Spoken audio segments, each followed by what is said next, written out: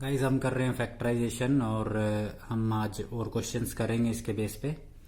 तो identities based question करने से पहले हम दो तीन टाइप और देखते हैं, जैसे मैंने नोट किए ये क्वेश्चंस। जैसे पहला क्वेश्चन, इसमें इसको फैक्टराइज करना है। अब इसमें कल जो पहले मैंने जो वीडियो देखा हो आपने, उसमें कहा था कि ब्रैकेट में अगर सेम टर्म होगी तभी हम फैक्टराइज कर पाएंगे, लेकिन यहाँ पर क्या है कि ब्रैकेट में सेम टर्म नहीं है।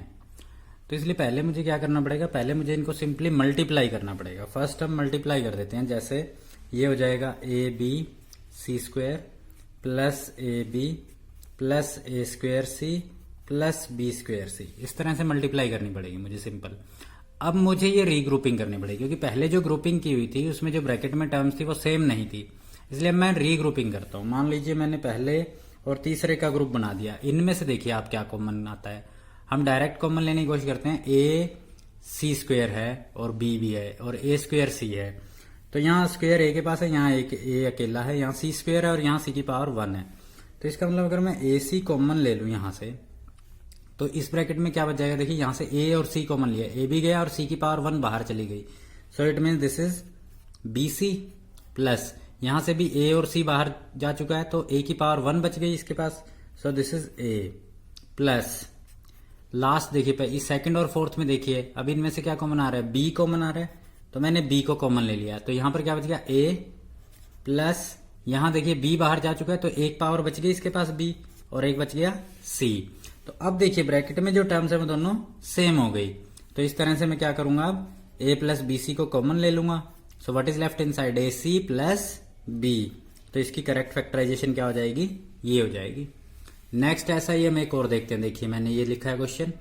अब इसमें देखिए पहले हम क्या करते हैं, फिर से कोई ग्रुपिंग नहीं बन रही है, कोई कुछ कॉमन नहीं आ रहा है, सब में से कुछ सेम टर्म नहीं है किसी के पास। तो मैंने क्या किया, फिर से इस क्यू को मल्टीप्लाई कर दिया ताकि मैं इनको रीग्रुपिंग कर सकूं। Minus P square minus Q square multiply किया। अब हम देखते हैं कॉमन लेते हैं। ये देखिए फर्स्ट और थर्ड का ग्रुप बनाता हूं मैं। तो पी स्क्वायर यहां है, पी स्क्वायर यहां है, सो what is common, P square is common. तो क्या बच जाएगा, पी स्क्वायर कॉमन लेने के बाद मेरे पास क्या बचा, फर्स्ट वाले के पास क्या बचेगा, क्यू माइनस पी स्क्वायर था तो माइनस 1 बच जाएगा इसके पास, क्योंकि पी स्क्वायर क्या होता है 1 इंटू पी स्क्वायर होता है ये, और पी स्क्वायर चला गया तो माइनस 1 बच जाएगा यहाँ पे। देन क्यू और माइनस क्यू स्क्वायर, तो मैंने क्या कॉमन ले लिया, क्यू कॉमन ले लिया। सो दिस इज 1 माइनस क्यू बच जाएगा यहाँ पर। यहां से क्यू चला गया तो 1 इंटू क्यू था तो 1 बच गया, minus Q square, Q power 2 थी तो एक पावर बाहर जा चुकी है। अब देखिए यहां तो है क्यू माइनस 1 और यहाँ है 1 माइनस क्यू, तो अब दिक्कत क्या आ गई, साइंस डिफरेंट हो गए दोनों के। तो साइन यहाँ पर क्यू प्लस है, यहाँ क्यू माइनस है, यहाँ -1 है, यहाँ +1 है। तो उसके लिए मैंने कल भी बताया था कि हमें क्या करना है, इससे पहले वाले वीडियो में हमने देखा था कि साइन चेंज कर देंगे। यहाँ पर अगर यहाँ प्लस है तो यहाँ माइनस कर दो, यहाँ माइनस होता तो यहाँ प्लस कर देता। साइन चेंज करने का क्या मतलब है कि बाहर माइनस कर दिया आपने तो अंदर वाले साइन क्या हो जाएंगे, चेंज हो जाएंगे। Minus Q becomes plus Q, +1 becomes -1। अब ये दोनों क्या हो गए, सेम हो गई टर्म। तो अब इसको कॉमन ले लूंगा, Q -1 into P minus Q. ये बात ध्यान देनी है मुझे, ये बात आगे बहुत यूज होगी कि मेरे पास ऐसे टर्म्स आ जाएंगी ब्रैकेट में जिनमें साइंस अपोजिट होंगे। यहाँ क्यू प्लस था, क्यू माइनस था, 1 माइनस था, 1 प्लस था। तो उसके लिए मुझे क्या करना है, बाहर ब्रैकेट के माइनस कॉमन ले लेना है, ठीक है। तो अंदर वाले साइन चेंज हो जाएंगे। नेक्स्ट एक और देखते हैं इसमें नेक्स्ट ये था।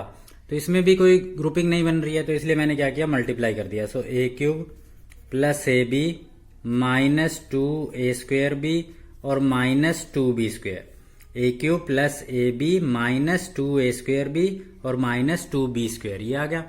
अब इसमें से मुझे रीग्रुपिंग करना पड़ेगा। रीग्रुपिंग देखिए, अगर हम क्या करें, पहले दोनों में से कॉमन लेते हैं। चलो पहले दोनों में कॉमन क्या है, ए इज कॉमन, तो अंदर क्या बच जाएगा, this is A square plus B बच जाएगा ना, ए तो बाहर आ चुका है, तो यहां पर मैंने लिख दिया ए स्क्वायर प्लस बी कॉमन। अब यहां पर देखिए इसके पास -2 है, इसके पास भी -2 है, इनके पास बी भी है और इनके पास भी बी है।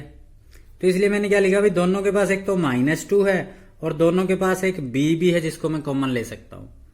तो इसका मतलब मेरे पास क्या बच जाएगा, देखिए -2 और बी बच जा चुके हैं, तो यहां पर क्या बच जाएगा, ए स्क्वायर। अब देखिए यहां से -2 जा चुका है, तो -2 जा चुका है तो अंदर क्या बचा, प्लस और बी भी जा चुका है तो प्लस बी बच जाएगा। तो इन दोनों टर्म्स के पास क्या हो गया, ए स्क्वायर प्लस बी, ए स्क्वायर प्लस बी। तो इसलिए इसका आंसर क्या आ जाएगा, ए square plus B into A minus 2b। इस तरह से आ जाएगा।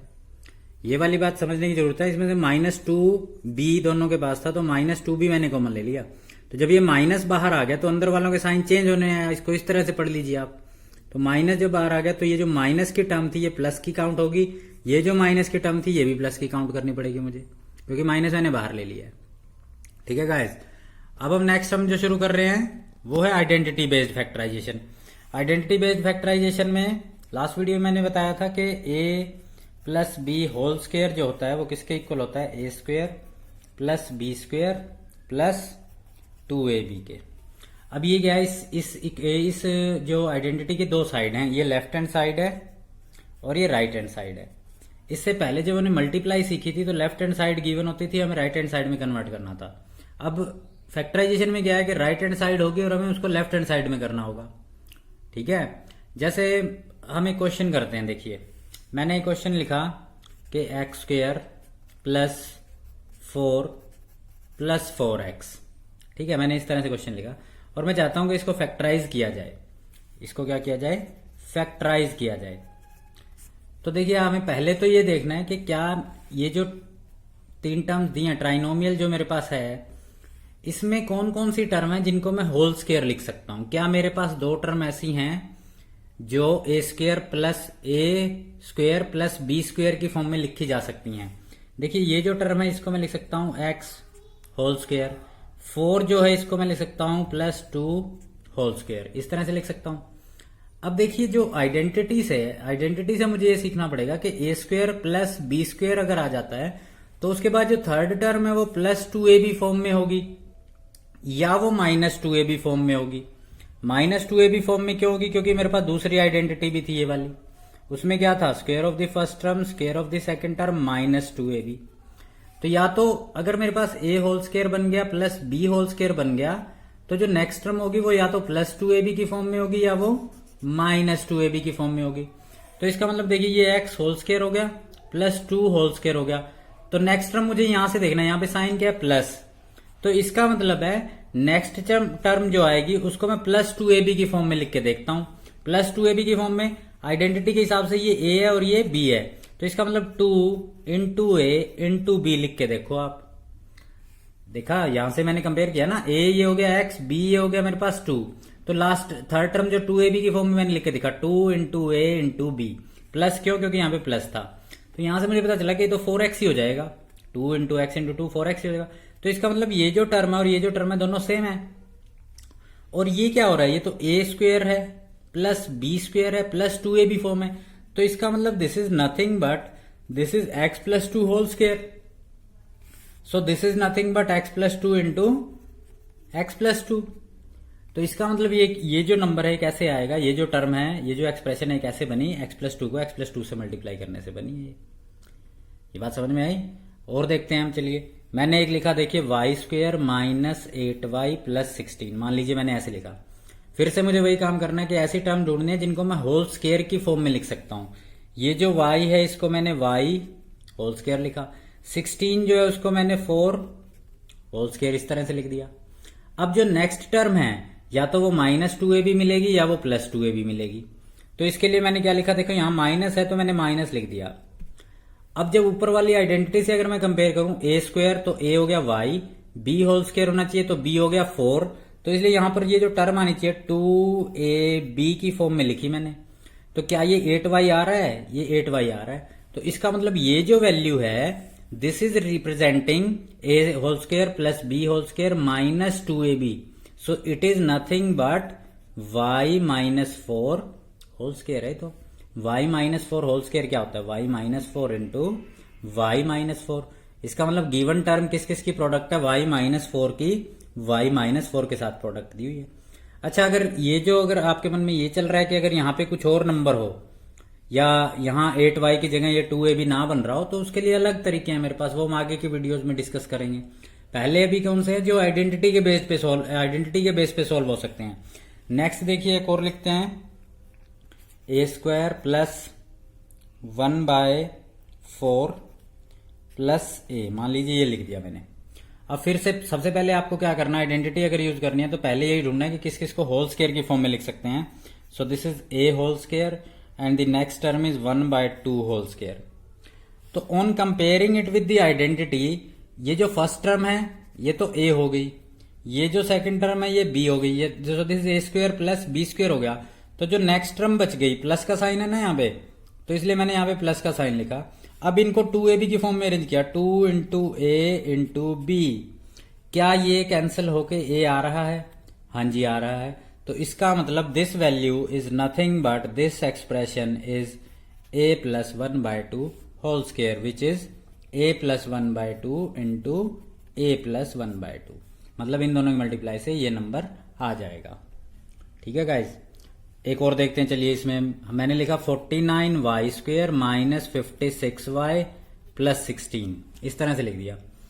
अब मैं देखता हूं फिर से वही बात कि कौन कौन से टर्म्स हैं जिनको होल स्क्वायर की फॉर्म में लिख सकता हूं। ये क्या है, 7y होल स्क्वायर है, प्लस 16 क्या है, 4 होल स्क्वायर है।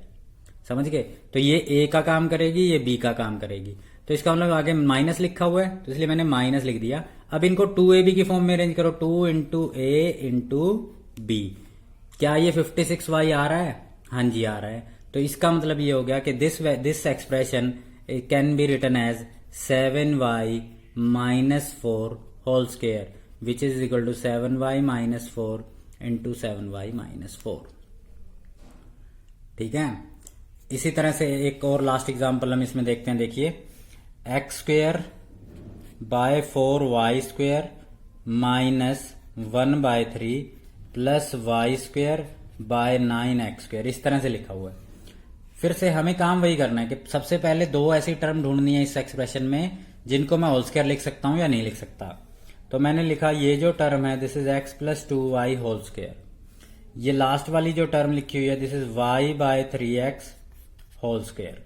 अब इसका मतलब अगर ये a का काम करेगी, ये b का काम करेगी, तो नेक्स्ट टर्म जहां पे माइनस लिखा हुआ है तो इसलिए मैंने माइनस, इनको 2ab की फॉर्म में लिख दो, 2 इंटू ए इंटू बी।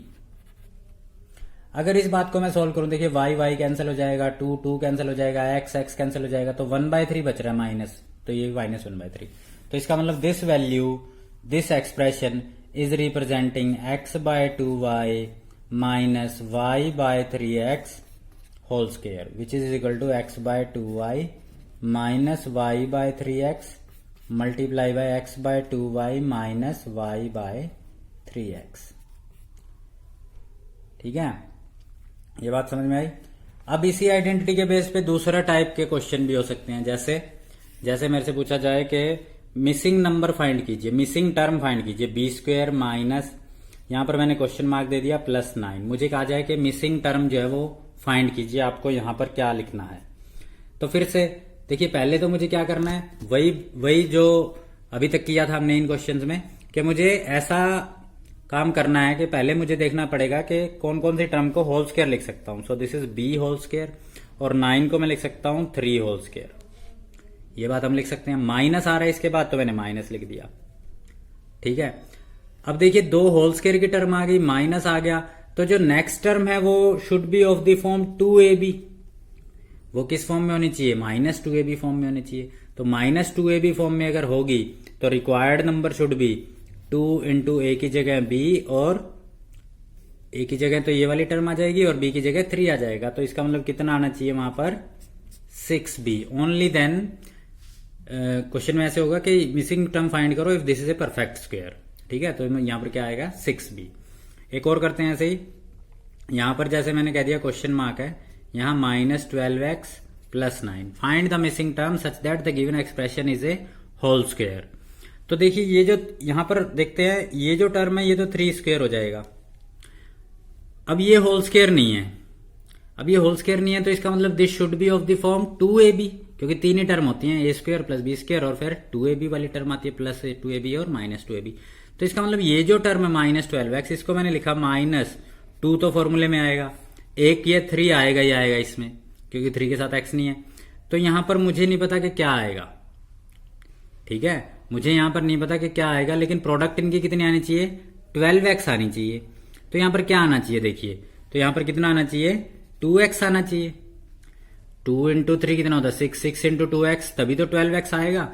ये 3 क्यों लिया, क्योंकि 3 मेरे पास पहले से मिल गया था मुझे क्वेश्चन में। ये 2x मेरी मजबूरी थी कि उसके बिना 12x नहीं होगा। ये 2 मैंने क्यों लिखा, क्योंकि ये फॉर्मूले में आता है। तो इसका मतलब ये हो गया कि जो मिसिंग टर्म है वो तो 2x है, वो जो a है वो कौन है 2x है। तो इसका मतलब यहां पर मिसिंग टर्म की जगह पर क्या आएगा 2x स्क्वायर, क्योंकि ए स्क्वायर होता है ना, a square plus B square minus 2ab। So this is a, तो ए स्क्वायर आएगा। तो मेरा आंसर क्या हो जाएगा 4x स्क्वायर। ठीक है, ऐसे ही एक और लिखते हैं। चलो मैंने लिखा वाई स्क्वायर प्लस 16 माइनस, मुझे यहां पर बताना क्या आएगा।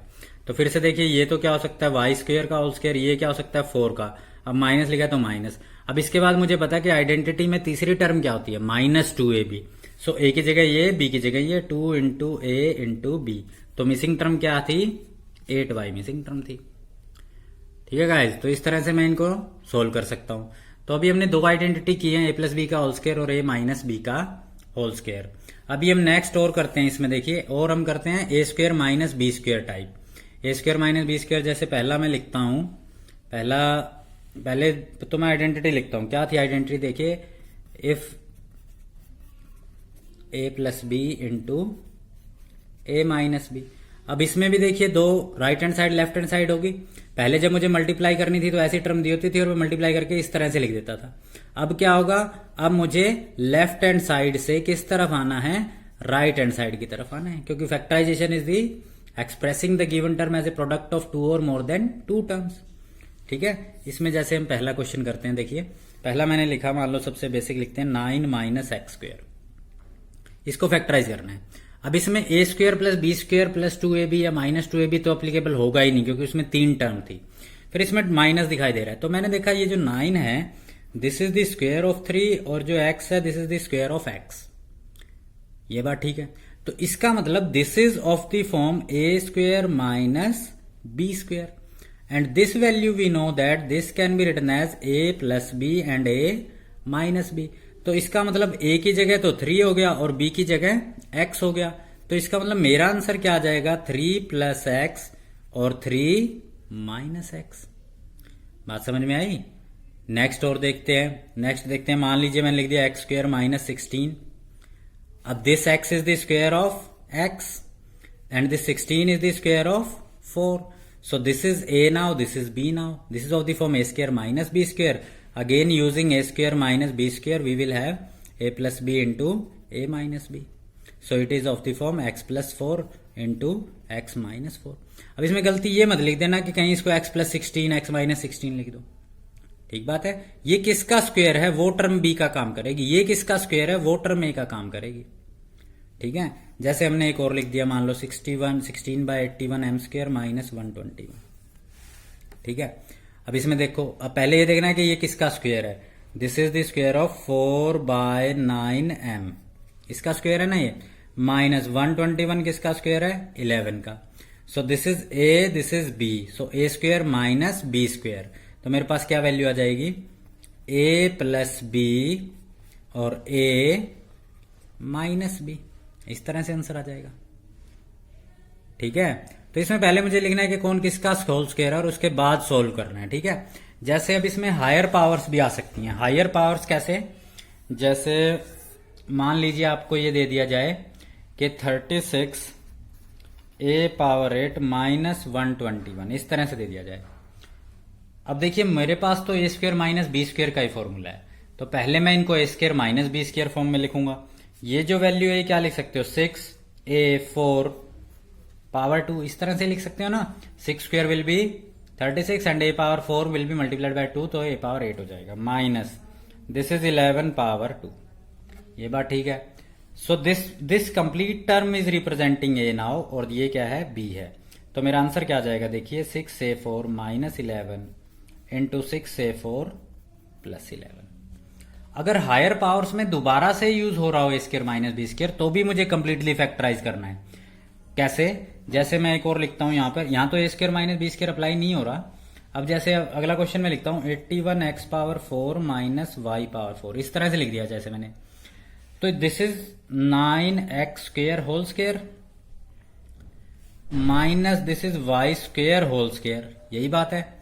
तो इसको अगर मैं सोल्व करके लिखता हूं तो this is 9x² minus Y square into 9x² plus Y square, इस तरह से लिखा जाएगा ये तो। ठीक बात है, using a² minus b², this is this. अब इसमें अगर मैं ध्यान दूं तो ये दोनों टर्म भी आगे फर्दर फैक्टराइज हो सकती हैं, वो मुझे करके दिखाना पड़ेगा। 3x² माइनस वाई स्क्वेयर, ये टर्म तो इस तरह से लिखी जा सकती है। ये as it is 9x² plus Y, क्योंकि ये फर्दर फैक्टराइज नहीं हो सकती, मेरे पास a² माइनस b² का फॉर्मूला है। अगर कोई को सोचे तो y का होल स्क्वायर है, 3x का होल स्क्वायर है, लेकिन फिर इसके साथ 2ab चाहिए था मुझे, या प्लस 2ab या माइनस 2ab, तब जाके फैक्टराइज हो पाता। तो इसलिए इसको मैं फैक्टराइज करूंगा तो मेरे पास क्या आ जाएगा, 3x minus Y, 3x plus Y into 9x² plus Y square, ये आंसर आ जाएगा फिर मेरा।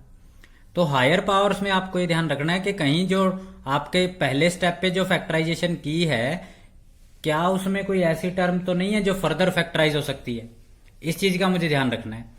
इसमें एक और टाइप करते हैं, जैसे मैंने लिखा 2x पावर 4 माइनस 32। अब 2x पावर 4 माइनस 32 डायरेक्टली ये जो टर्म है ये किसी का होल स्क्वायर नहीं है, क्योंकि इसके साथ 2 अटैच हो गया, ना ही 32 किसी का होल स्क्वायर। तो ऐसी क्वेश्चन में चाहे फैक्टराइज का कोई भी क्वेश्चन हो, अगर आपको डायरेक्ट उसमें से कुछ दिखाई दे रहा है ना, कुछ कॉमन आ रहा है, तो सबसे पहले आपको कॉमन ही लेना है। तो इसमें मुझे क्या दिखाई दे रहा है कि 2 कॉमन आ रहा है, so this is x power 4 minus 16। Factorise का कोई भी क्वेश्चन हो, अगर आपको डायरेक्टली उसमें से दिखाई दे रहा है कि कुछ कॉमन आ रहा है, तो पहले कॉमन ले लीजिए। अब ये फर्दर फैक्टराइज हो सकता है। फर्दर फैक्टराइज कैसे हो सकता है, this is x power 2 minus this will be 4 power 2।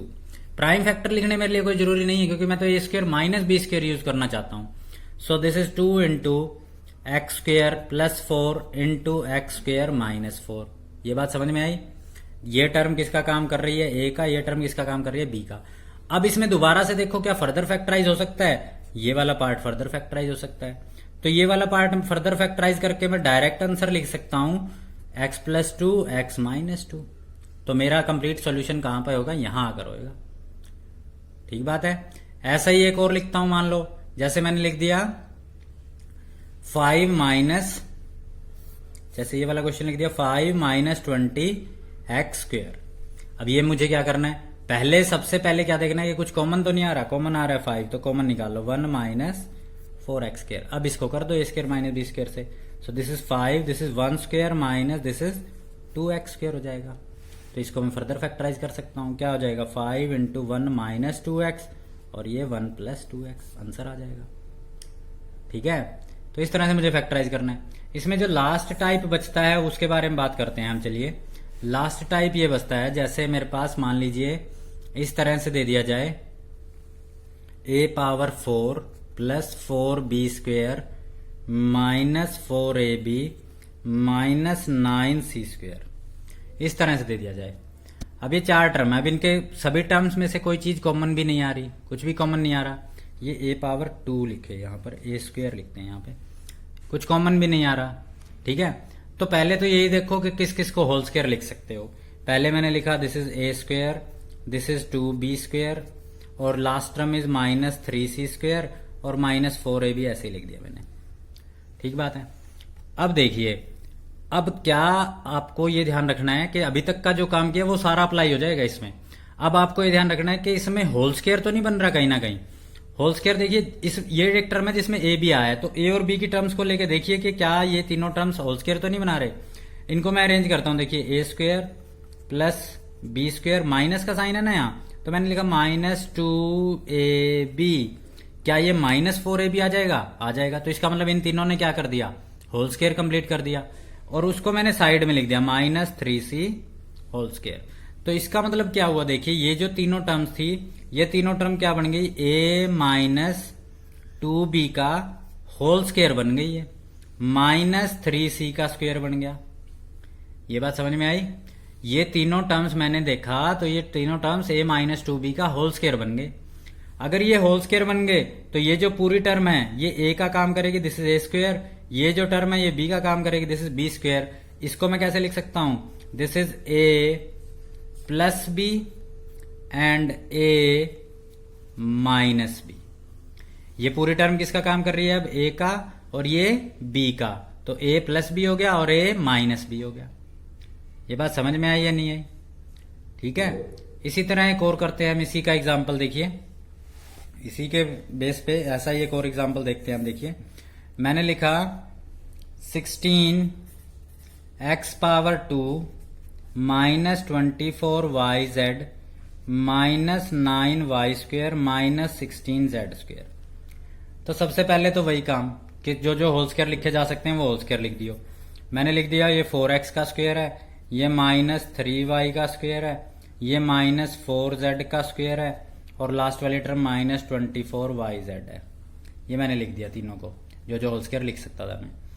अब इसमें मुझे ध्यान देना है, देखिए कि इसमें कोई भी term a² plus b² form तो आई नहीं, क्योंकि आइडेंटिटी में देखिए यहां भी माइनस आ गया स्क्वायर के बाहर, यहां भी माइनस आ गया स्क्वायर के बाहर, तो दो टर्म पॉजिटिव तो आई नहीं, a² plus b² plus 2ab या a² plus b² minus 2ab apply करने के लिए।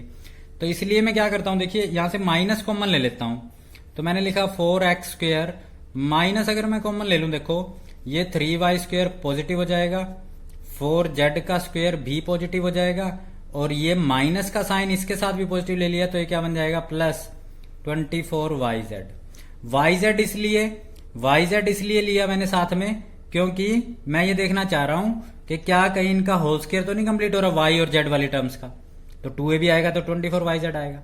इसको अगर आप सिंप्लीफाई करेंगे तो आपको पता चलेगा कि ये जो टर्म है this can be written as 4x² minus a² plus b², this is 2ab form, so this is 3y plus 4z whole square बन जाएगा ये, अगर आप करोगे तो इसको दोबारा से, जैसे मैंने पहले समझाया कि होल स्क्वायर कैसे पता करते हैं। तो इसका मतलब ये क्या हो गया, 4x whole square minus 3y plus 4z whole square. अब this is a, this is b, तो a प्लस b लिखते हैं, तो प्लस b लिखोगे तो बाद वाली टर्म प्लस हो जाएगी। लेकिन अब ध्यान क्या रखना है, जब माइनस करोगे तो 4x माइनस आते ही सारे साइन चेंज हो जाएंगे, minus 3y minus 4z। So this is of the form a plus B into a minus B. ठीक है, तो इस तरह के क्वेश्चन भी इसमें आपको करने पड़ेंगे।